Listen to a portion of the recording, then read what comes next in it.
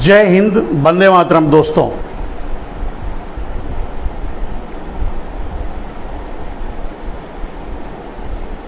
आप सभी का इस लाइव में अभिनंदन है, स्वागत है।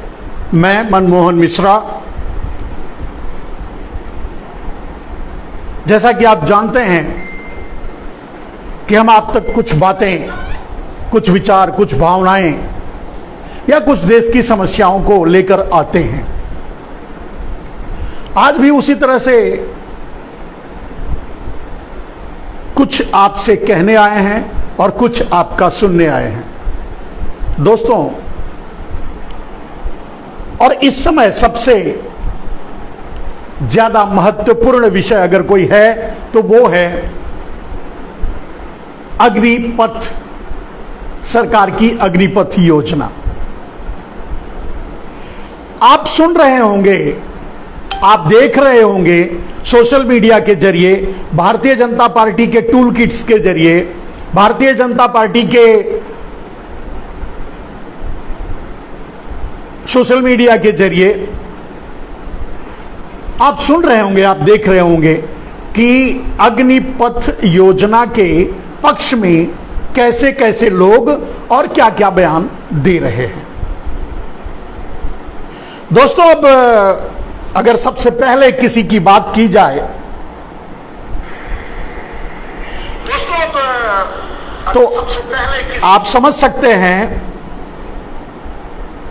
कि भारतीय जनता पार्टी के लोग क्या बोल रहे हैं और क्या सुन रहे हैं। आपने भी सुना। वैसे भारतीय जनता पार्टी के विजय वर्गीय ने भी एक बयान जारी किया है और उन्होंने भी ऑफर दिया है कि भारतीय जनता पार्टी के कार्यालयों में वॉचमैन की नौकरी हम अग्निवीरों को देंगे। अच्छी बात है, और शायद इसी के लिए अग्निवीर तैयार भी किए जा रहे हैं, क्योंकि हर जिले में और यूं कहिए हो सकता है हर तहसील में भारतीय जनता पार्टी के कार्यालय बन चुके हैं।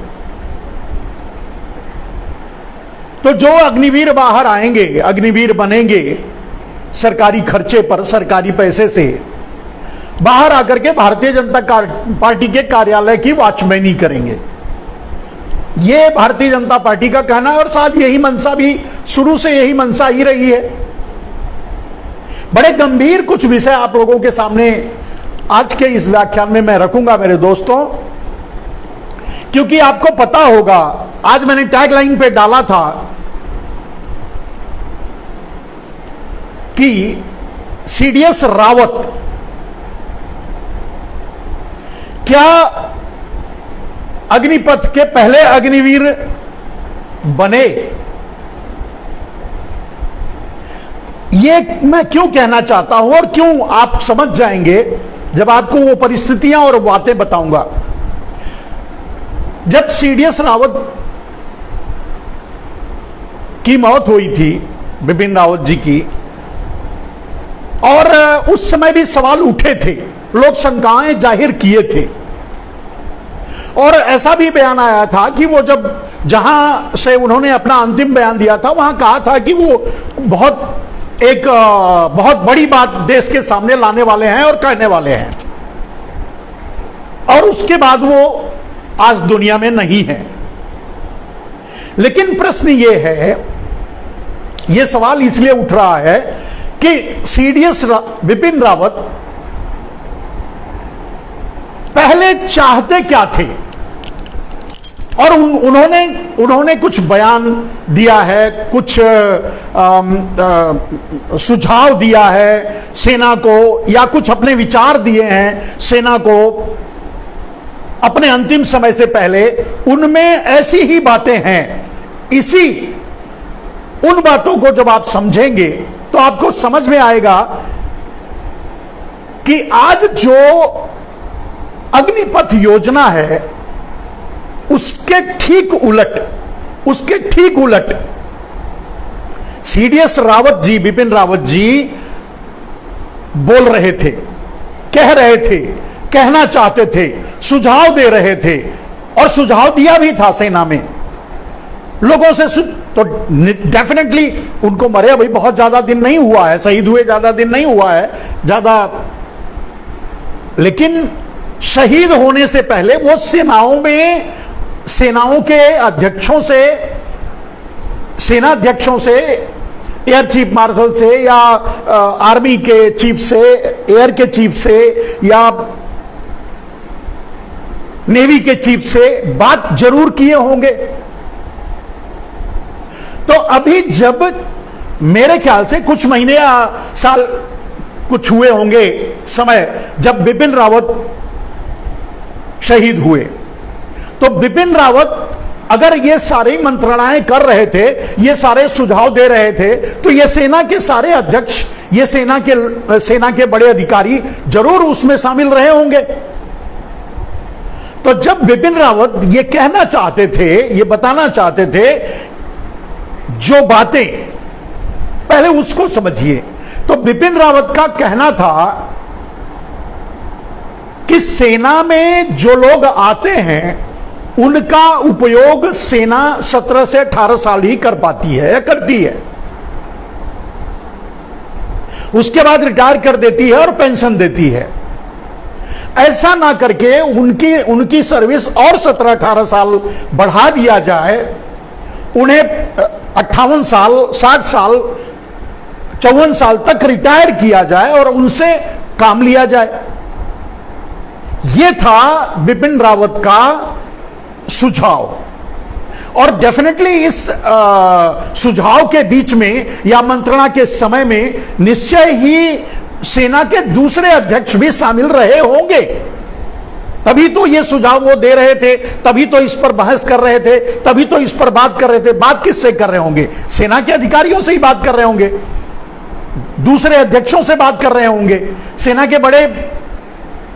लेकिन अगर उनका विचार ये था तो उस समय यही अधिकारी जो आज नरेंद्र मोदी के कहने पर आकर के बयान दे रहे हैं कि अग्निपथ योजना बिल्कुल सही है या अग्निपथ योजना का समर्थन कर रहे हैं, उस समय वो सीडीएस रावत के साथ क्या बयान दे रहे होंगे, क्या मंत्रणा कर रहे होंगे, क्या बातें कर रहे होंगे, या विरोध में रहे होंगे या विपक्ष में रहे होंगे या विपक्ष में रहे होंगे, इस बात को समझिए।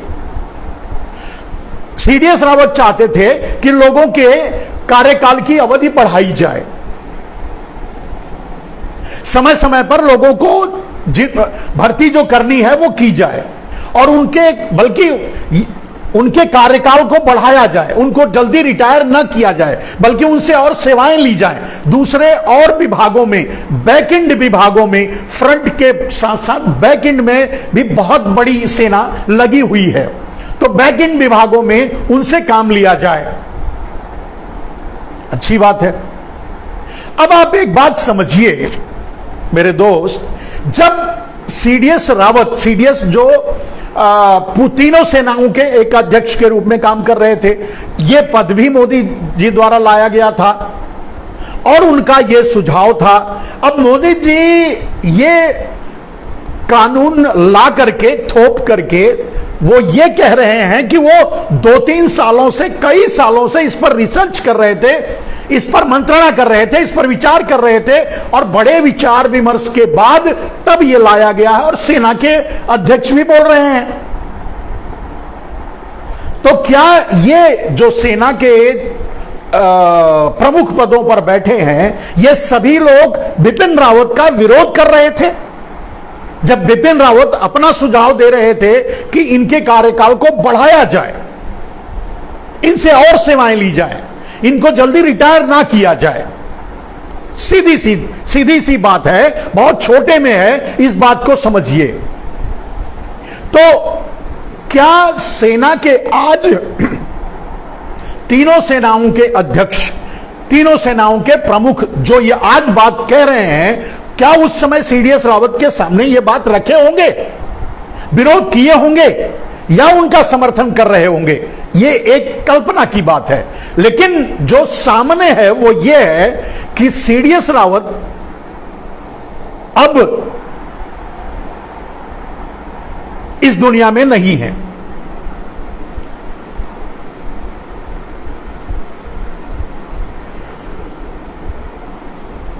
तो क्यों नहीं है? यह एक प्रश्नवाचक चिन्ह है और इसे यहीं तक, इसका प्रश्न यहीं तक रहना चाहिए। आप समझ सकते हैं, आपको समझ में आनी चाहिए। लेकिन इतना तो तय है कि सीडीएस रावत इस योजना के, अगर यह योजना 2-3 साल से रिसर्च में चल रही थी, सारे राष्ट्राध्यक्ष माने सारे सेनाओं के अध्यक्ष इसमें शामिल थे, मंत्रणा कर रहे थे, इसका गहन अध्ययन कर रहे थे, तो क्या ये बातें सीडीएस रावत के सामने नहीं आई होंगी? क्योंकि वो तो तीनों सेनाओं के प्रमुख थे।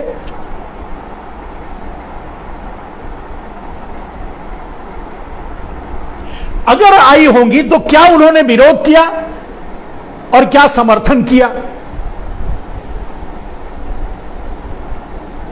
क्या सीडीएस रावत हमारे बीच नहीं है तो विरोध का, उसका कारण यही है कि वो उन्होंने विरोध किया होगा?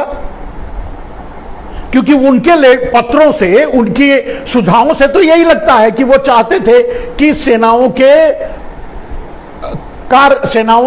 सैनिकों का कार्यकाल बढ़ाया जाए। एक सवाल है, बहुत बड़ा सवाल है।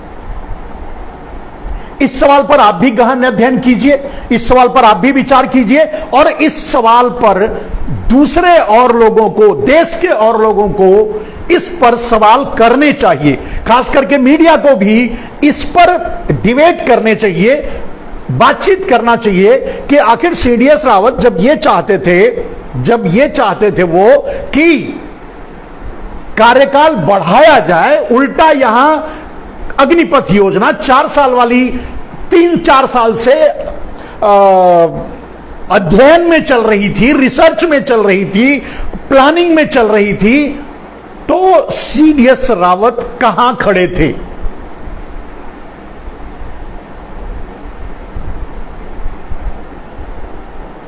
बिपिन रावत कहां खड़े थे? क्या बिपिन रावत के विचारों को सुना जा रहा था या अनसुना किया जा रहा था? क्या बिपिन रावत से इस बारे में मंत्रणा की जा रही थी या नहीं की जा रही थी? अगर मंत्रणा की जा रही थी तो क्या बिपिन रावत इसका समर्थन कर रहे थे या विरोध कर रहे थे?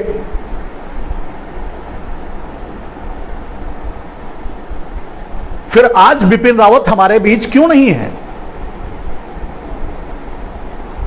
और ये बात नॉर्मली उस समय ये बात समझ में भी नहीं आई, किसी को भी समझ में नहीं आई कि उस समय नया हेलीकॉप्टर था जिससे वो आ रहे थे, सबसे सक्षम हेलीकॉप्टर था, पावरफुल हेलीकॉप्टर था जिससे वो आ रहे थे।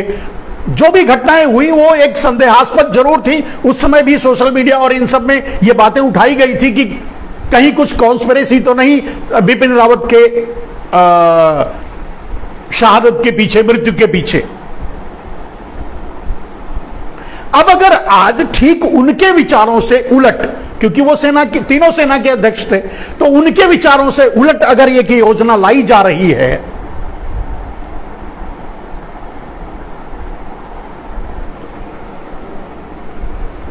आप अंदाजा लगाइए, आप सोचिए, आपके मन में भी अगर कोई सवाल है तो आप उस सवाल को सामने लाइए, सामने रखिए, आप पूछिए आखिर ऐसा क्यों हुआ। और ये एक साधारण सवाल नहीं है मेरे दोस्त, ये ऐसा सवाल है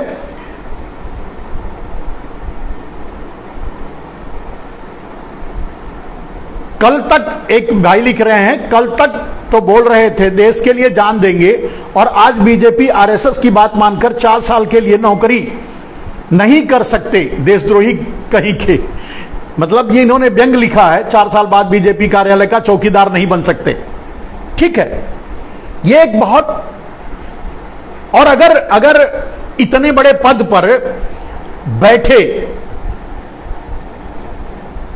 विजय वर्गीय जैसे भारतीय जनता पार्टी के नेता अगर अग्निवीरों को वॉचमैन बनाने की बात कह रहे हैं, तो मैं समझता हूं कि इससे सेना का मोराल बहुत डाउन होगा। सेना सैनिक जो आज हैं सैनिक, उनको भी बड़ी तकलीफ होगी, और जो अग्निवीर बनने के बारे में सोच रहे होंगे या सोचने पर मजबूर भी होंगे, उनको भी बड़ी तकलीफ होगी। खैर, ऐसे बयान तो आते ही रहेंगे, और इसके पीछे सही में वही मंशा है कि भारतीय जनता पार्टी के कार्यालयों के सामने उनको वॉचमैनी की नौकरी दी जाएगी, या उन्हें आरएसएस के गुंडे बनाए जाएंगे। क्या किया जाएगा यह अलग बात है, वो किस राह पर जाएंगे यह अलग बात है। लेकिन अब सवाल यह है, अभी तो मैंने वो बात आपसे बताई कि बिपिन रावत क्या चाहते थे, वो आज दुनिया में नहीं है। तो कहीं उनकी ये चाहत या उनका ये सुझाव ही उनके मौत का कारण बना? ये एक अलग विषय है, ये एक अलग संभावना है, एक अलग थियरी है। लेकिन अब यहां प्रश्न, सबसे बड़ी बात जो है, जो मैंने आपके सामने रखने की कोशिश की, आपको समझाने की कोशिश की, कि अगर बिपिन रावत चाहते थे कि कुछ और चाहते थे, यानी वो चाहते थे कि उनके कार्यकाल को बढ़ाया जाए, 17-18 साल बाद उनको रिटायर किया जाए, जहां हम पेंशन देते हैं उसके जरिए पेंशन ना दे करके उनको नौकरी पर ही क्यों ना रखा जाए, वगैरह वगैरह। वो, लेकिन उससे उलट अगर ये योजना है, दोनों में जमीन आसमान का अंतर और बहुत ज्यादा कॉन्फ्लिक्ट है। अब प्रश्न ये, सबसे ज्यादा सवाल और संदेहास्पद बात इसलिए है कि नरेंद्र मोदी कहते हैं कि 3-4 साल, नरेंद्र मोदी और भारतीय जनता पार्टी कहती है कि ये 3-4 साल से इस पर रिसर्च चल रहा था, गहन अध्ययन हुआ है, उसके बाद ये योजना लाई गई है। तो कहने का मतलब इन अधिकारियों से भी बातचीत की गई होगी, और ये अधिकारी भी आकर के यही कह रहे हैं। तो क्या ये बातें बिपिन रावत से नहीं की गई होंगी? बिपिन रावत क्या अपनी बातें जो उन्होंने लिखा है, जो उन्होंने सुझाव दिया है, जिसके पत्र अभी सोशल मीडिया में सार्वजनिक हुए हैं, या कांग्रेस पार्टी ने भी प्रेस कॉन्फ्रेंस से करके कहा है, अजीत अंजुम ने भी उनके लेटर्स वगैरह से लेकर के सवाल उठाए हैं, तो क्या उस समय उनका जो विचार था, उस विचार के उलट ये अगर योजनाएं बनाई जा रही थी, तो क्या वो विरोध कर रहे थे या समर्थन कर रहे थे? अगर विरोध कर रहे थे तो इस तरह के लेटर नहीं लिखते। अगर इस तरह के लेटर लिख रहे थे, यानी उनसे मंत्रणा नहीं की जा रही थी। सब कुछ एक अंधेरे कुएं की तरह है, बस आप समझ सकते हैं, अंदाजा लगा सकते हैं, कुछ भी साफ नहीं है। अगर बिपिन रावत इस बात के समर्थक थे कि सैनिकों को टूर योजना के तहत, यानी 4 साल के तहत सैनिक बनाया जाए, अगर ये इसके समर्थक थे, तो लेटर ऐसे कैसे लिखे? और अगर ये लेटर लिखे तो ये इन योजनाओं पर उन्होंने, इसका मतलब उन्होंने बहस नहीं किया, बात नहीं की, या ये योजनाएं, अग्निपथ योजना सीडीएस रावत के सामने नहीं रखी गई थी?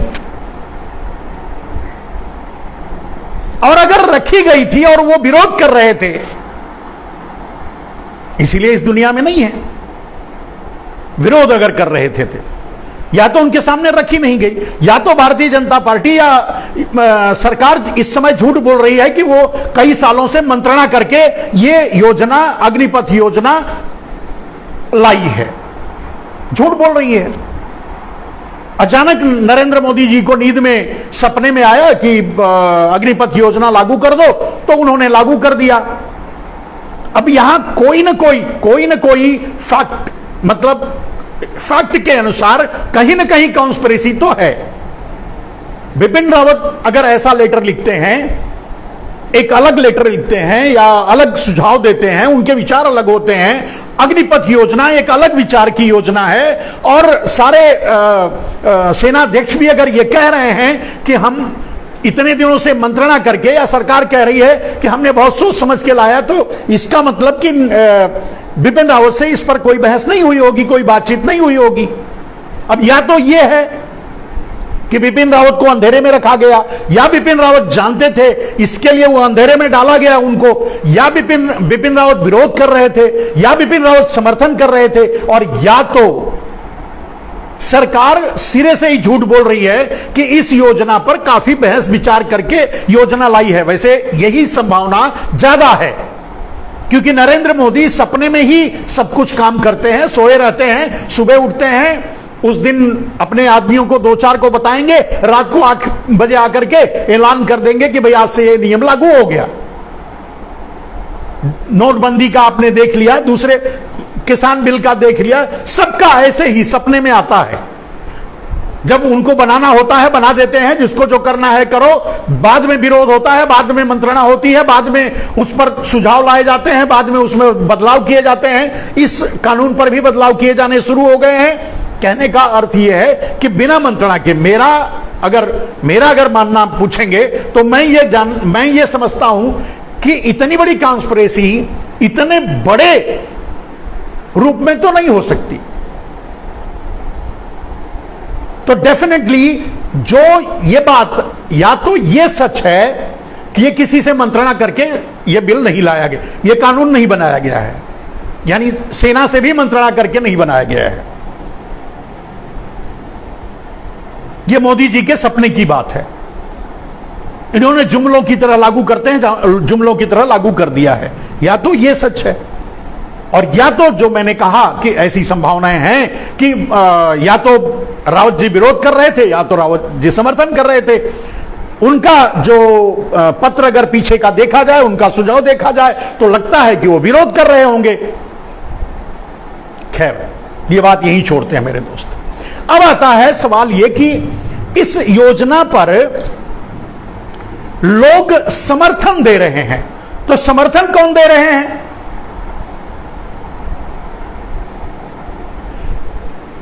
गुटखा बेचने वाले समर्थन दे रहे हैं, किराना स्टोर चलाने वाले समर्थन दे रहे हैं, और जो छोटे मोटे कुछ लोगों का जो समर्थन भारतीय जनता पार्टी अपने ट्विटर हैंडल से, अपने सोशल मीडिया में ला करके लोगों के सामने रख रही कि ये लोग समर्थन कर रहे हैं, उनको समझ में आ रहा है कि अग्निपथ योजना सही है।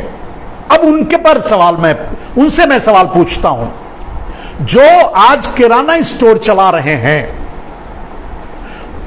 वो अगर अग्निपथ योजना का समर्थन कर रहे हैं, तो वो पहले वो ये बताएं कि वो कितने दिन और किराना स्टोर चला पाएंगे, क्योंकि वो भी बंद होने वाला है, क्योंकि मार्केट में वॉलमार्ट कब्जा करने वाला है, क्योंकि सारे मॉल्स और जगह जगह और हर छोटे छोटे सिटी में, कस्बों में जब मॉल्स खोले जा रहे हैं अडानी और अंबानी के, वॉलमार्ट्स के, तो ये किराना के स्टोर कितने दिन तक चलेंगे? खैर, जब उनका किराना का स्टोर बंद हो जाएगा तब वो उस समस्या को समझेंगे और तब विरोध करेंगे। आज तो वो समर्थन कर रहे हैं कि अग्निपथ योजना सही है। अब दूसरे किराना के स्टोर वाले हैं या मेडिकल स्टोर वाले हैं या कोई है, मैंने पहले भी बताया था कि इन स्टोरों को, छोटे छोटे जो बिजनेस थे, किराना के स्टोर के, छोटे जो बिजनेस, छोटे कपड़े की दुकान है, छोटा किराना का स्टोर है, छोटा मेडिकल का स्टोर है, वो भी सब धीरे धीरे बंद हो रहा है और बंद होने वाले हैं, क्योंकि बड़ी बड़ी कंपनियां ऑनलाइन, पहले तो ऑनलाइन ट्रेडिंग कर रही हैं, ऑनलाइन आपके घर तक पहुंचा रही हैं, और उसके बाद नहीं तो मॉल खोल रही हैं। यानी वो दुकानें भी, उनका भी बिजनेस या व्यापार बंद होने वाला है, जाने वाला है। खैर, उनका जब बंद होगा तब वो समझेंगे।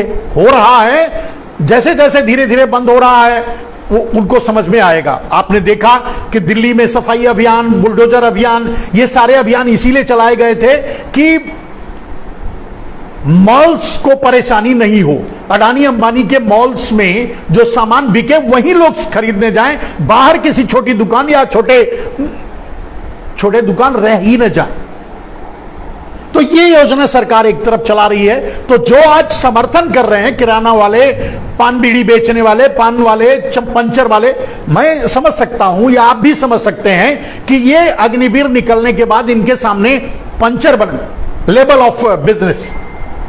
अगर इनके पास 10-11 लाख रुपए रहेगा तो ये पान बीड़ी की दुकान कर सकते हैं, गुटखे की दुकान, सही बोल रहे हैं, गुटखे की दुकान कर सकते हैं, पंचर बनाने की दुकान कर सकते हैं, इसके अलावा कुछ नहीं कर सकते। बड़े बिजनेस ये नहीं कर सकते। और बड़ा बिजनेस ऑलरेडी ऑक्यूपाइड है, खाली नहीं है। किस बिजनेस में जाएंगे? सवाल यह है। 10-11 लाख रुपया लेकर एक आदमी कौन सा बिजनेस करेगा? सरकार ही बता दे कि वो ये बिजनेस करने देगी। सरकार अगर कहे कि वो व्यक्तिगत बिजनेस करेगा तो रोड पर पकौड़ा बेच सकता है 10-11 लाख से, क्योंकि टपरी सपरी छपरी ये सब बनाने में ही 2-5 लाख लग जाते हैं। उसको स्टैब्लिश करने में, कुछ दिन तक घाटा उठाने में, सब मिला करके वो 10-11 लाख रुपए लग जाएंगे। वही वो कर सकता है। पंचर की दुकान कर सकता है। अब पंचर की दुकान अडानी अंबानी बनाने नहीं आएंगे, नहीं, टायर में हवा भरने का काम कर सकता है। ऐसे किराना की दुकान भी नहीं कर सकता, क्योंकि किराना की दुकान ऑलरेडी मॉल्स किराना की दुकानों को खा रहे हैं, खत्म हो रहा है। मेडिकल स्टोर खोल नहीं सकता, क्योंकि बड़ी बड़ी कंपनियां, मल्टीनेशनल कंपनियां वो घर तक पहुंचा रही हैं या दुकान खोल रही हैं। बड़े बड़े वो अपने मॉल्स में भी दुकान खोल रही हैं मेडिकल की, जहां 20% छूट पर दे रही हैं। कहां करेगा?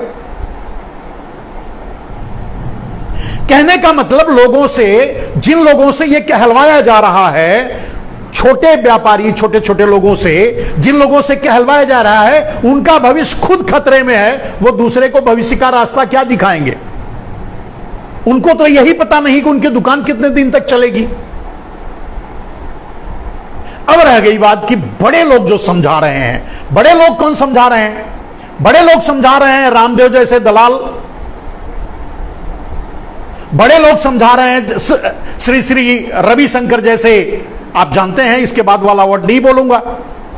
अब ये सब दलाल समझाने की कोशिश कर रहे हैं, जो नरेंद्र मोदी की पहले से दलाली करते आए हैं, और ये दलाल ये समझाने की कोशिश कर रहे हैं कि ये फायदे का है।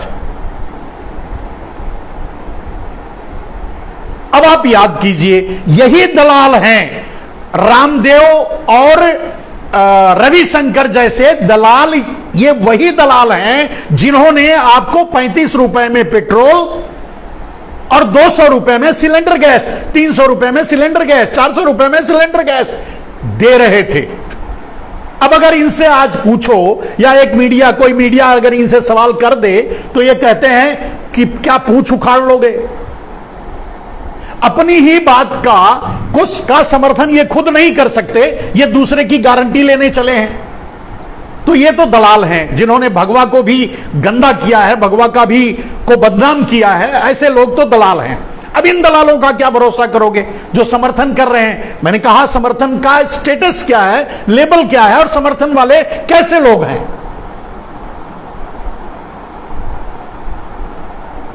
अगर रामदेव कोई बात कहेंगे तो क्या आप मानोगे? सच मानोगे? देश या युवा सच मानेगा? क्या उनकी क्रेडिबिलिटी ये है? क्या वो इतनी विश्वसनीयता अब समाज में रखते हैं कि उनकी बात कोई मानेगा? रविशंकर जैसे दलाल अगर ये आपसे कहेंगे तो क्या आपको ये याद नहीं आएगा कि ये तो वही दलाल है जो 35 रुपए में पेट्रोल दिलवा रहा था, या 300-400 रुपए में गैस सिलेंडर दिलवा रहा था जो 1000 रुपया पार कर चुका है, 35 रुपए में पेट्रोल दिलवा रहा था जो 100 रुपया पार कर चुका है? तो ये तो वो दलाल हैं। तो क्या आप विश्वास कर पाओगे इन दलालों का, रामदेव और रविशंकर जैसे दलालों का? एक दो नाम से ही छोड़ देता हूं, बाकी तो और आप जानते हो कितने बड़े बड़े दलाल लगे हुए हैं। कुछ एक नेता तो ये कह रहे हैं कि जो इस अग्निपथ योजना का विरोध कर रहे हैं वो आतंकवादी हैं। खैर ये तो कोई नई बात नहीं है सरकार का विरोध करो, सरकार को सुझाव दो, सरकार का समर्थन ना करो, सरकार की हर गलत बात के में हाँ ना हाँ मिलाओ तो आप आतंकवादी हो, आप गलत हो। आप ये तो किसानों के साथ भी यही कर चुके हैं, किसानों को आतंकवादी, किसानों को पता नहीं क्या नहीं कहा, खालिस्तानी, आतंकवादी, क्या कहते हैं, आंदोलन जीवी, जो नहीं कहना था वो कहा। 700 किसान मारे गए, शहीद हुए, उनको श्रद्धांजलि तक नहीं देने दी। आज जो अग्निपथ योजना का विरोध भी कर रहे हैं, उन्हें धमकियां दी जा रही हैं कि अगर आप अग्निपथ योजना के विरोधी हैं तो आपको अग्निपथ योजना भी नहीं मिलेगी। कहने का मतलब यह है कि आदमी के कपड़े फाड़कर नंगा करके उसे भिखारी बना दिया और 2 रुपए की भीख देने जा रहे हैं आप।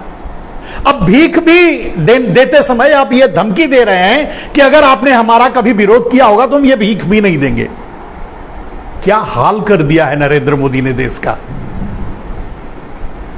तालियां तो बजनी चाहिए, नरेंद्र मोदी के कामों पर तालियां बजनी चाहिए, और नरेंद्र मोदी के अमृत काल से बड़ा कोई काल हो ही नहीं सकता। क्यों है ना यही बात। मेरे दोस्त,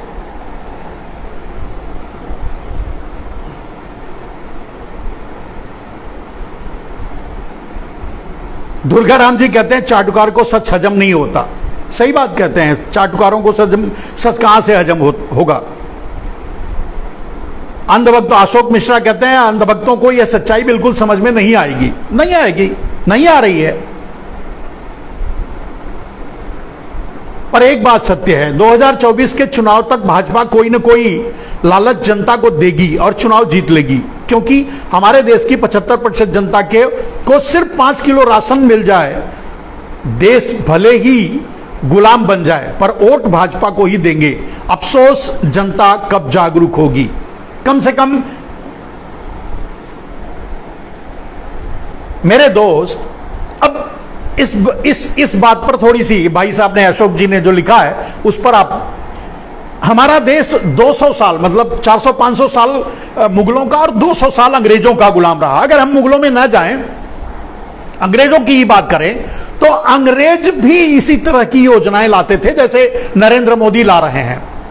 और अंग्रेज भी अपने शासनाधिकारियों को, अपने दलालों को, अपने उद्योगपति पूंजीपतियों को यह कहकर कहलवाया करते थे कि देखिए हम आपका भला कर रहे हैं, हम आपके लिए अच्छा कर रहे हैं, हम आपका अच्छा करेंगे, आप हमारी गुलामी में ही रहिए। नहीं, आप बताइए 200 साल तक अंग्रेज यहां रहकर राज करते रहे और 200 साल तक कोई वीर पैदा ही नहीं हुआ।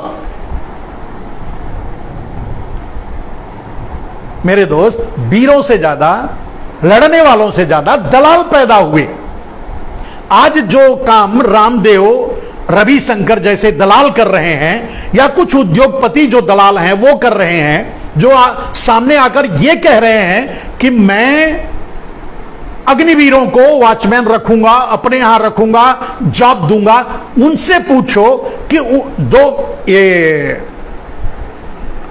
कोरोना से पहले उनके कंपनी का स्ट्रेंथ, जो कितने लोग जॉब पर थे और आज कितने लोग जॉब पे हैं।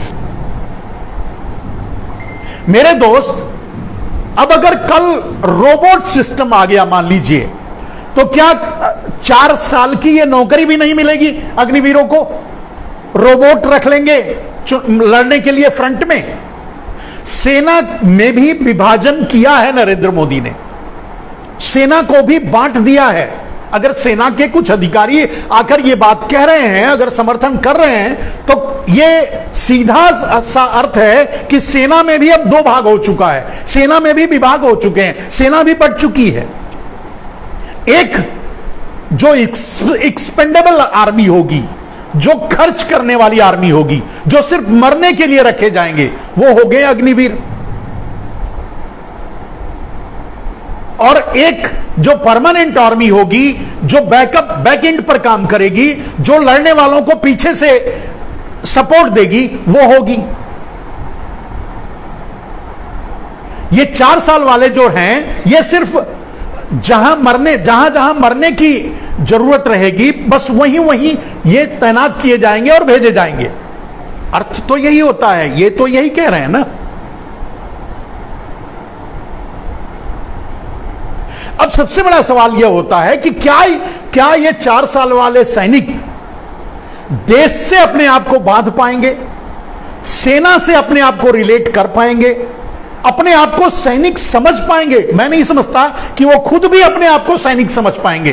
तो समाज कैसे उनको सैनिक मानेगा?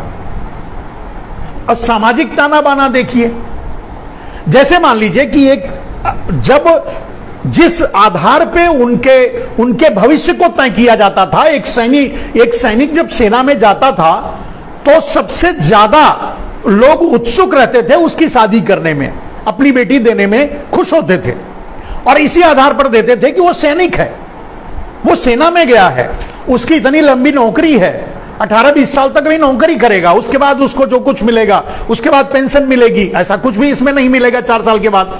तो लेकिन जब वो 21 साल के बाद, मोस्टली शादियां 21 साल के बाद ही होती हैं, तो जब 21 साल के बाद एक अग्निवीर बाहर आएगा, जब वो वॉचमैनी ढूंढना शुरू करेगा, जब वो पान की दुकान लगाएगा, जब वो पंचर बनाना शुरू करेगा, तो वो अपने पैरों पर कब खड़ा होगा और कब उसके शादी विवाह होंगे, कब उसका असली जीवन शुरू होगा, मैं नहीं समझता।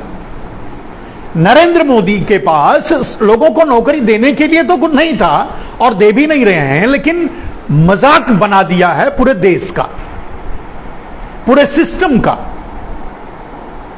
आज मैं जो सेना के बड़े अधिकारी बोल रहे हैं समर्थन में या उसके फायदे गिना रहे हैं, मैं अगर उनके हाव भाव, उनके बॉडी लैंग्वेज को अगर पढ़ा जाए तो यह दिख रहा है कि उन्हें पता है कि वो गलत बोल रहे हैं, उन्हें पता है कि उन्हें गलत लग रहा है, वो दिल से नहीं बोल रहे हैं। एक सेना का जो मोरल होता है, एक सेना का जो टेम्पर होता है, जिस ढंग से सेना बात करती है, सेनाध्यक्ष बात करता है, वो बात ही नहीं है। वो सेल्समैन की तरह बात कर रहे हैं, वो मोदी के प्रचारक की तरह बात कर रहे हैं, और उन्हें उनका मोरल, उनकी बात को ही सुनकर यह लगता है कि उन्हें भी यह पता है कि ये सिस्टम, ये योजना गलत है। फिर भी वो, उनकी मजबूरी है, वो जॉब पे हैं, वो नौकरी पे हैं, इसके लिए बोलने के लिए मजबूर हैं, सरकार की बात मानने के लिए मजबूर हैं और सरकार की तरफ से बोल रहे हैं। ये तो साफ दिख रहा है। लेकिन अब सवाल उठता है कि इतने बड़े बड़े खेल नरेंद्र मोदी भारत के साथ क्यों खेल रहे हैं? इसके पीछे क्या है? नरेंद्र मोदी चाहते क्या हैं? देश को कहां ले जाना चाहते हैं? मान लीजिए अगर इस तरह से सेना का मोरल टूटेगा, काफी दिनों से सेना में भर्ती नहीं हुई है, वहां भी बहुत से पद खाली पड़े हैं, और अगर हम किसी युद्ध की ओर बढ़ते हैं, जो कि बहुत ज्यादा संभावनाएं हैं, अगर हम चीन को कहें पीछे हटने के लिए, या चीन से आवाज उठाएं नरेंद्र मोदी, जो चीन हिमाकत कर रहा है, तो युद्ध तो कल भी हो सकता है। अगर हम चीन को बर्दाश्त करते रहें, चीन से सौदेबाजी कर रहे हैं नरेंद्र मोदी, चीन के पीछे, चीन से पहले भी बता चुके हैं कि उनका बहुत पुराना रिश्ता है, वो किस रिश्ते को निभा रहे हैं पता नहीं, जिससे कि चीन की हिमाकतों पर नरेंद्र मोदी कुछ बोलने के लिए तैयार नहीं है। तो लेकिन अगर बोलें तो, अब अगर युद्ध होता है तो सेना का मोरल कहां खड़ा रहेगा?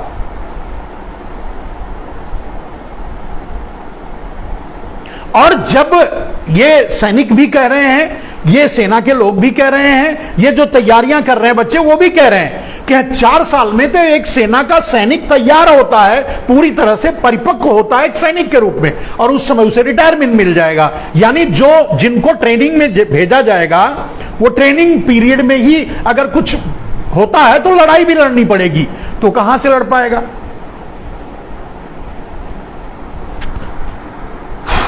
खैर, एक नहीं, नरेंद्र मोदी ने पूरे देश को एक अंधे कुएं में ढकेल दिया है। देश का क्या करना चाहते हैं, देश को कहां ले जाना चाहते हैं, यह पता नहीं चल रहा है। आपने भी सुना होगा, पीछे समाचारों में आया कि स्विस बैंक में ब्लैक मनी बढ़ी। तो ब्लैक मनी किसकी बढ़ी? भारतीय जनता पार्टी की बढ़ी, क्योंकि दूसरों में तो हिम्मत नहीं। आज के डेट में कोई दूसरा ऐसा नहीं कर सकता कि वो पैसा ले जाकर के स्विस बैंक में जमा कर पाए। नरेंद्र मोदी की ईडी और सब बहुत सक्रिय हैं, भ्रष्टाचार भी खत्म हो चुका है। तो भ्रष्टाचार खत्म भी हो चुका है, सक्रिय हो चुकी हैं सारी एजेंसियां। तो कहने का मतलब भारतीय जनता पार्टी ही सिर्फ स्विस बैंकों में पैसा रख रही है। वो पार्टी के पैसे हैं, नरेंद्र मोदी के पैसे हैं, उनके भाई भतीजों के पैसे हैं, उनके परिवार के पैसे हैं, अडानियों अंबानियों के पैसे। कौन? एक तरफ तो वो दुनिया है, एक तरफ वो दुनिया है कि उनके अडानी अंबानी जैसे भाई भतीजे देश में ड्रग्स का कारोबार कर रहे हैं और पूरी सक्षमता से कर रहे हैं। टन्स ऑफ टन ड्रग्स ला करके देश में पाट रहे हैं और बेच रहे हैं, बिकवा रहे हैं, युवाओं को कमजोर कर रहे हैं, युवाओं को खत्म कर रहे हैं। क्या चाहते हैं ये देश से? उस पर कोई कार्रवाई नहीं, उस पर कोई डिबेट नहीं, उस पर कोई सुनवाई नहीं। नोट छापने का धंधा भी यही लोग कर रहे हैं। पहले कह रहे थे कि नोटबंदी से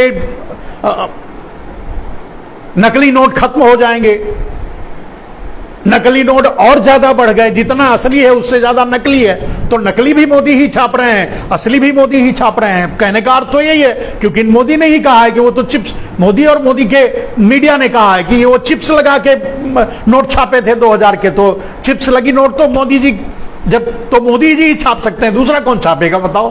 कौन चिप लगा सकता है? मोदी जी लगाएंगे ना।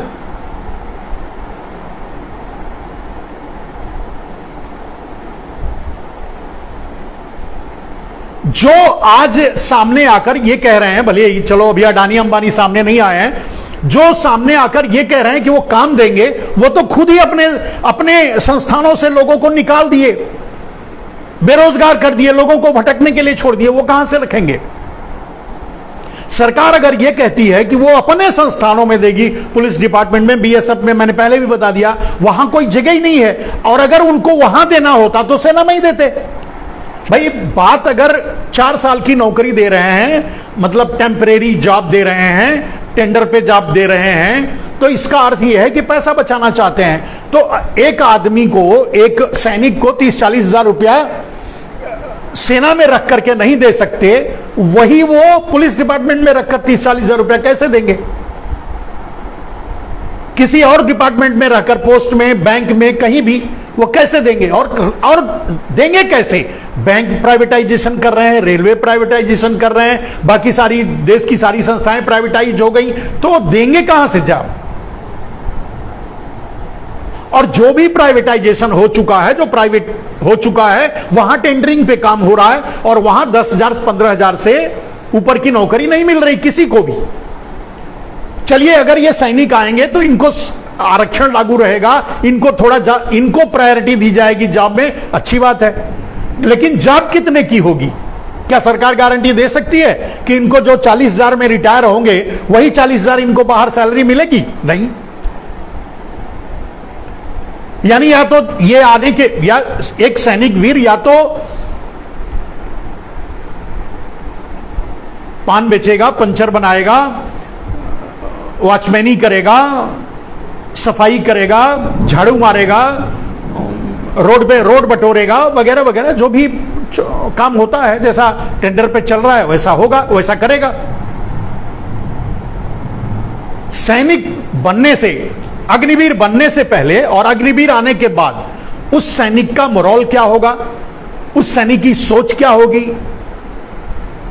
अब धमकी भी दी जा रही है कि आपको नौकरी दे रहे हैं, यही बहुत बड़ी बात है। अगर आप आवाज उठाओगे तो नौकरी नहीं दी जाएगी। यही काम किया था इन्होंने ऑर्डिनेंस फैक्ट्रियों का, जब प्राइवेटाइजेशन किया तो वहां जो हड़ताल कर रहे थे उनको धमकी दी गई कि अगर आप हड़ताल करोगे तो आपको ये फाइन किया जाएगा और आपको नौकरी से भी निकाल दिया जाएगा, और उसको दबा ले गए ये।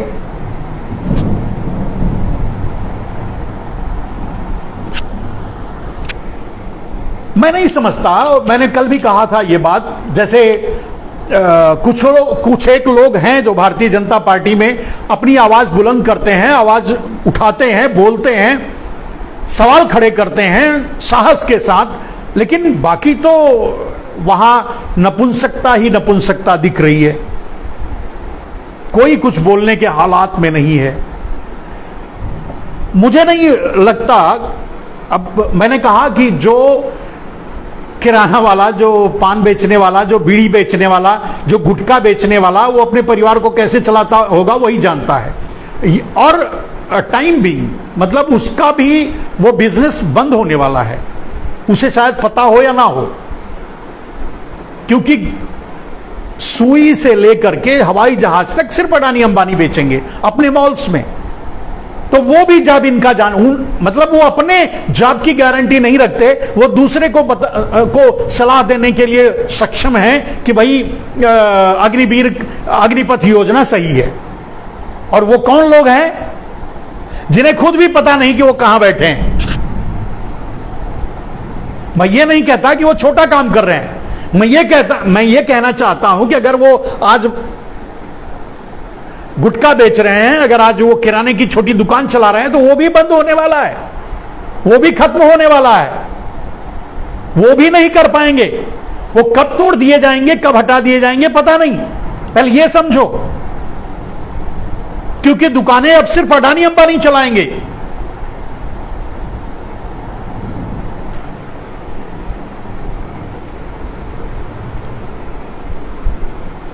शाहीन खान बोलते हैं नमस्कार भाई साहब, भगवान सेहत दे आपको। धन्यवाद बंधु। सवाल यह है, प्राइवेट लिमिटेड भारत होगा जिसका मालिक सिर्फ अडानी व अंबानी होगा। यह भी बिल्कुल सही है। अशोक मिश्रा बोलते हैं कि पूरे भारत को ही का ही प्राइवेटाइजेशन यानी प्राइवेट लिमिटेड होने वाला है। लेकिन मैं सबसे बड़ी बात जो नरेंद्र मोदी जी से कहना चाहता हूं, मोदी जी अगर आपको लगता है कि ये योजना अग्निपथ योजना सही है, अगर आपको लगता है, ठीक है, मैं भी मान लेता हूं ये सारी कॉन्स्पिरेसी अगर गलत है। मैंने कहा कि बिपिन रावत से लेकर के हमारे सीडीएस जो हमारे बीच नहीं है, उनकी राय भी आपके इस योजना के पक्ष में नहीं थी। अब वो नहीं है, ठीक है, क्यों नहीं है ये आप जाने। लेकिन अगर मोदी जी ये बिल्कुल सही योजना है तो ये संसद में पहले क्यों नहीं लागू होती, विधानसभा में क्यों नहीं लागू होती। और अगर आपको साहस है, अगर आप चाहते हैं कि रिफॉर्म को लोग गलत कहते हैं, तो रिफॉर्म आप गरीबों में क्यों डालते हैं जो रोजी रोटी कमाते हैं, जो हमारी सेना है, जो हमारे देश की रक्षक है, हमारे देश को बचा के रखती है, पहले उन पर हाथ क्यों डालते हैं। आप लोग तो भक्षक हो। सबसे बड़ा अगर विलेन आज दुनिया में कोई है तो वो है नेता, आप, यानी आपके जैसे लोग। तो अगर लाना ही है अग्निपथ योजना तो सबसे पहले वहां ला दो। आप सोच के देखो कि अगर अग्निपथ योजना संसद में लागू हो गई, विधानसभा में लागू हो गई, तो एक आदमी 4 साल ही रहेगा सांसद। उसके बाद उसको इसी तरह से 11-12 लाख रुपया दे करके निकाल दो, भेज दो बाहर, वो दूसरा काम करे। अरे भाई, मरते मरते दम तक आपकी बुद्धि सठिया जाए, आप सड़ जाओ, तब तक आप देश चला सकते हो, और सेना में नहीं रह सकते बच्चे। आपका रिटायरमेंट 80 साल, मरते मरते आप तो मरने की तक आप राज करना चाहते हो। आप तो ये कानून लाने वाले हो कि जब तक आप जियोगे तब तक प्रधानमंत्री रहोगे या राष्ट्रपति रहोगे। तो आप तो ये सोच, अपने लिए ये सोच रहे हो, और बच्चों के लिए 4 साल का टूर जॉब दे रहे हो। आप अगर समझते हो कि आप अभी भी, आप आज कहीं बोल रहे थे कि रिफॉर्म के लिए लोग गलत समझते हैं, अच्छी बात है, रिफॉर्म अच्छा है। अगर आप समझते हैं कि रिफॉर्म अग्निपथ योजना बहुत अच्छी है, तो भाई सेना एक देश के क्या कहते हैं, देश की अस्मिता से, देश की सुरक्षा से जुड़ा हुआ मसला है। इस योजना को पहले पुलिस में लागू करना चाहिए था, पहले आरपीएफ में, सीआरपीएफ में, दूसरी संस्थाओं में लागू करना चाहिए था। संसद में सबसे पहले इसे संसद में लागू करना चाहिए था, फिर दूसरी संस्थाओं में, और फिर जो है सेना में। सेना को अंत में रखना चाहिए था, क्योंकि सेना की, देश की सुरक्षा से जुड़ा हुआ मसला है।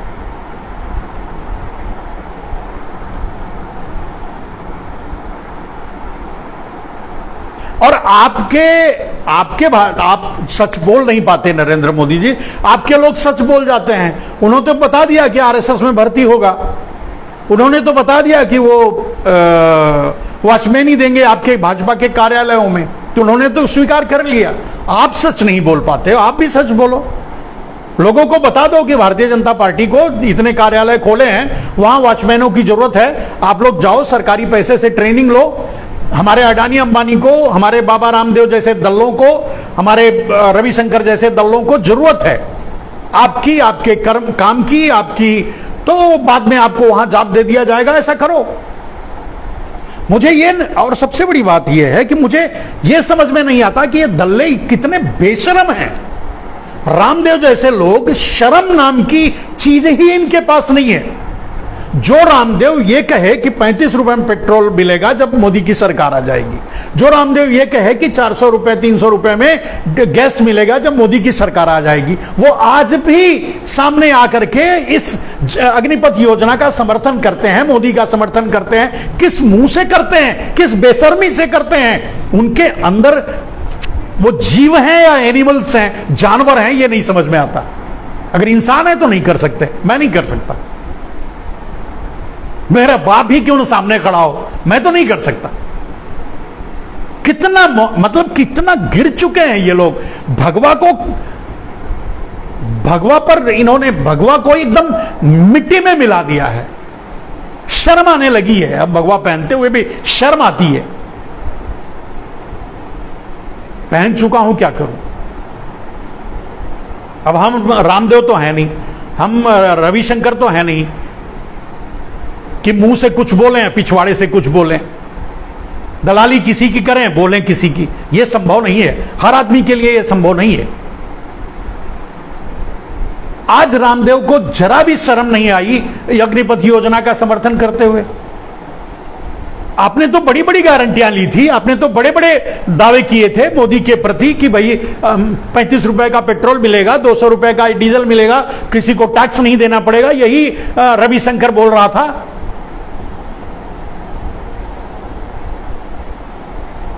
तुम लोग अपनी ऐसी तैसी कैसे करवाते हो यार। और अगर ऐसी तैसी करवानी है, दलाली ही करनी है, बनियागिरी ही करनी है, अगर व्यापार ही करना है, अगर अपने आप अपना ईमान धर्म बेचना ही है, तो निकाल दो भगवा। भगवा मत पहनो, धर्म को मत बेचो, धर्म को बदनाम मत करो।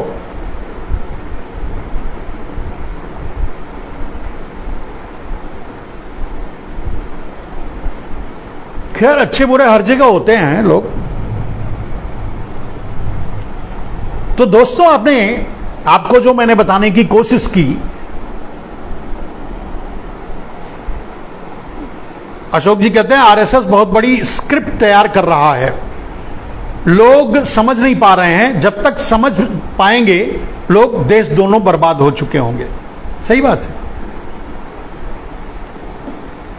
अब इससे क्या कहा जा सकता है? अगर सेना को भी ध्वस्त किया जा रहा है, उसके मोरल को गिराया जा रहा है, उससे झूठ बोलवाया जा रहा है, उसको घसीटा जा रहा है, उससे राजनीति की जा रही है, तो कहने का मतलब ये देश के अखंडता से खिलवाड़ है, ये देश की एकता और अखंडता से खिलवाड़ है। सेना को से छेड़छाड़ करना पूरे देश से छेड़छाड़ करना हो गया। नरेंद्र मोदी अब तक जो कर रहे थे वो अडानियों अंबानियों की दलाली कर रहे, यहां तक तो सीमित था। लेकिन अगर वो सेना से खेल रहे हैं, सेना को आग में झोंक रहे हैं, इस अग्निपथ योजना के नाम पे पूरे देश को आग में झोंकना चाहते हैं, सेना का मोराल गिरा करके, सेना को विभाजित करके, सेना में फूट डाल करके, तो पूरे देश को खतरे में डाल रहे हैं। और इस गलती का परिणाम आएगा तब शायद नरेंद्र मोदी रहेंगे नहीं रहेंगे। जब इस, मेरे दोस्त, पता नहीं किसने गलती की थी, ये गलती भी गुजरात से ही हुई थी। कुछ गुजरातियों ने अंग्रेजों को ला करके गुजरात में बसा लिया, उन्हें जगह दे दिया, ईस्ट इंडिया कंपनी की स्थापना करवा दी, पूरा देश गुलाम हो गया। कुछ लोग गलती करते हैं, लेकिन उस समय यह समझ में नहीं आया कि यह कितना बड़ा दुष्परिणाम बनेगा आगे चल करके। पूरा देश 200 साल तक गुलाम हो जाएगा। क्या उस समय किसी ने कल्पना की होगी? और जिसने कल्पना की, जिसने विरोध किया, उसको इसी तरह दबाया गया होगा।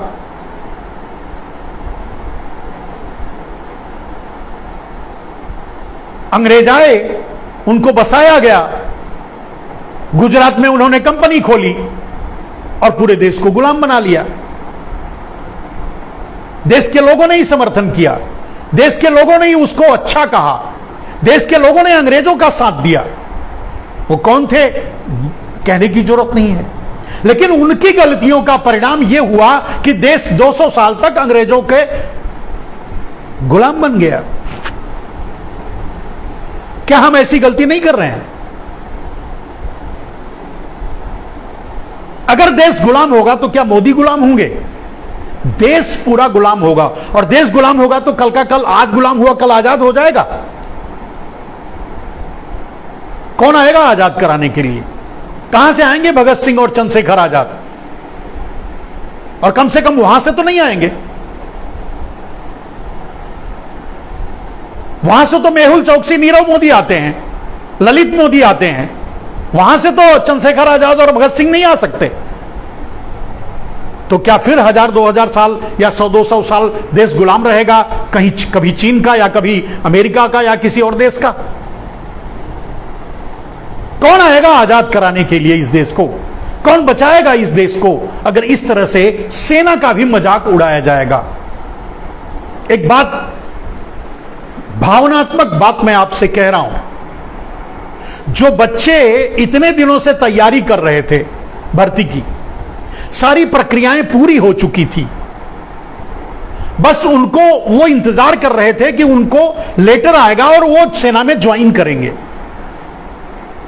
और उनके सामने ये आता है। और ऐसे करोड़ों बच्चे थे, कई लाख बच्चे एकदम तैयार, यानी भर्ती का, क्या कहते हैं, लेटर का, अपॉइंटमेंट लेटर का इंतजार कर रहे थे। बाकी सारी प्रक्रियाएं पूरा कर चुके हैं। अब उनको एक लेटर आता है कि आप फिर से प्रोसेस कीजिए और आपको तब जॉब दिया, तब मतलब आपको सेना में, और वो भी 4 साल की नौकरी दी जाएगी। अगर यह कहा जाता है, उन बच्चों के दिलों पर क्या गुजर रही होगी आज? वो आपके बच्चे हैं, किसानों के बच्चे हैं, इन दलालों के बच्चे नहीं हैं। वो अडानी अंबानी और मोदी और नीरव मोदी, मेहुल चौकसी, इनके बच्चे नहीं हैं। वो शाह के बच्चे नहीं है। वो तो बीसीसीआई का चेयरमैन है, क्या है, सेक्रेटरी है। वो बच्चे नहीं है, वो बच्चे हैं आपके किसानों के, मजदूरों के।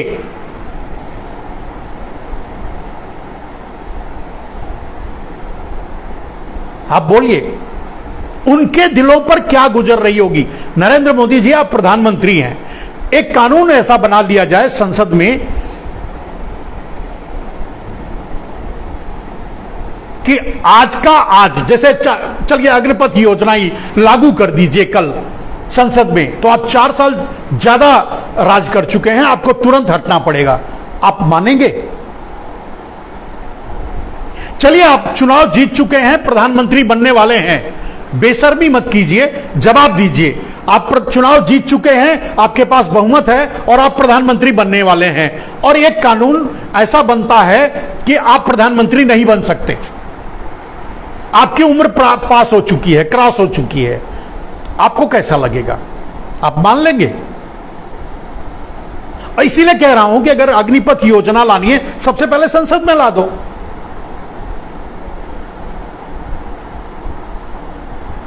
अग्नि चाहे जो भी आप तय कर लो।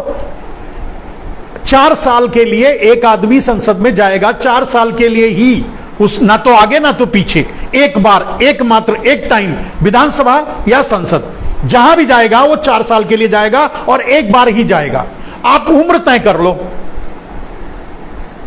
आप इस समय, आपकी उम्र 70 साल है, तो 70 से 75 तय कर लो, तो जो भी संसद में जाएगा उसकी उम्र 70 से 74 होगी। बस कर लो, अग्निपथ योजना लागू कर दो। मर्द की जुबान है, 56 इंच का सीना है, कर नहीं सकते, बेशर्मी करोगे, ही करोगे, हिम्मत ही नहीं है। दूसरों पर कुछ, दूसरों को इस तरह से तकलीफ देने, मतलब आपने 700 किसानों के साथ धोखा दिया, अब किसानों के बेटों को धोखा दे रहे हो। ये क्या कर रहे हो? चलिए, अगर ये योजना लागू ही करनी थी तो बहुत से बच्चे बोल रहे हैं कि भाई प्रक्रिया पूरी कर चुके हैं, उनको नॉर्मल प्रक्रिया और पायलट प्रोजेक्ट के जरिए इसको दोनों को एक साथ चलने देते तो क्या बुरा था। लेकिन आपको तो सनक है कि कैसे देश बर्बाद किया जाए, कैसे देश को तोड़ा जाए, कैसे देश को बेचा जाए, कैसे देश को खत्म किया जाए। और जिसको आप सारी उम्मीदें तोड़ करके, जो बच्चा 18 साल की उम्र तक सैनिक बनने की इच्छा रख करके इतने दिनों तक 203 साल तक 3 साल तक मेहनत किया होगा, सिलेक्शन हुआ होगा और लेटर हाथ में ना आकर के फिर से उसको प्रक्रिया पूरी करके अगर वो 4 साल के लिए सेना में जाता भी है तो क्या लड़ेगा?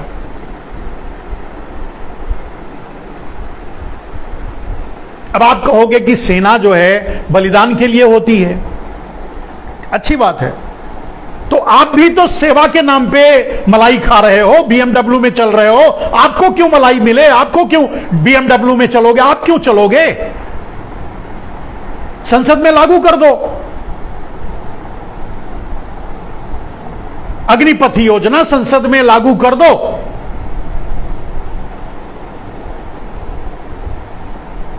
आपको भी तो पता लगे, जो विधायक बने हैं उनको भी पता लगे, सबकी उम्र चाहे जो भी तय कर लो,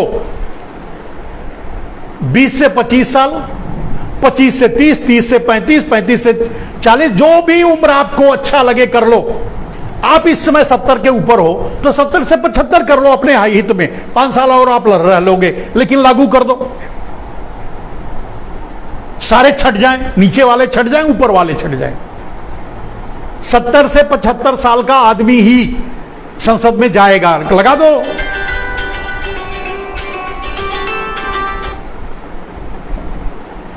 खैर, ये सब कुछ आप करोगे नहीं और इन सब चीजों का आपसे उम्मीद करना ही गलत है। लेकिन जो कर रहे हो, देश के साथ खेल रहे हो, देश की अस्मिता, अखंडता, एकता से खेल रहे हो। मैं नहीं समझता, जहां तक मैं समझता हूं, मुझे जहां समझ में आ रहा है कि शायद ये आपकी आखिरी बाजी है। आप अगर सेना से ये गेम कर रहे हो, खेल रहे हो, तो शायद ये आपका आखिरी गेम होगा।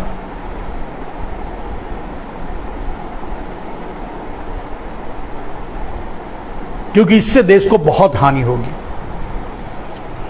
सेना का मोरल टूटेगा, सेना का मनोबल टूटेगा, सेना में जाने वालों का मनोबल टूटेगा। हो सकता है वो कुछ लोग मजबूरी, बस कोई जॉब नहीं है,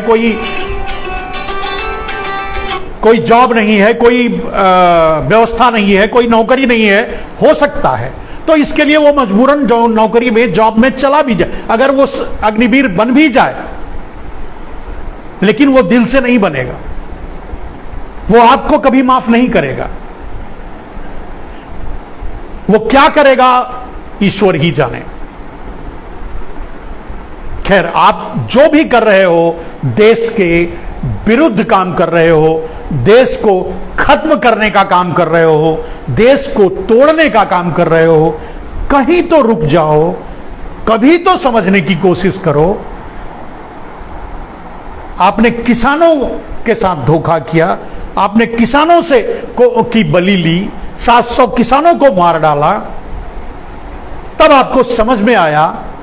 नहीं जानता कि इस अग्निपथ पर कितने अग्निवीरों की बलि आप लोगे, तब आपको समझ में आएगा और तब आप। जय हिंद, वंदे मातरम।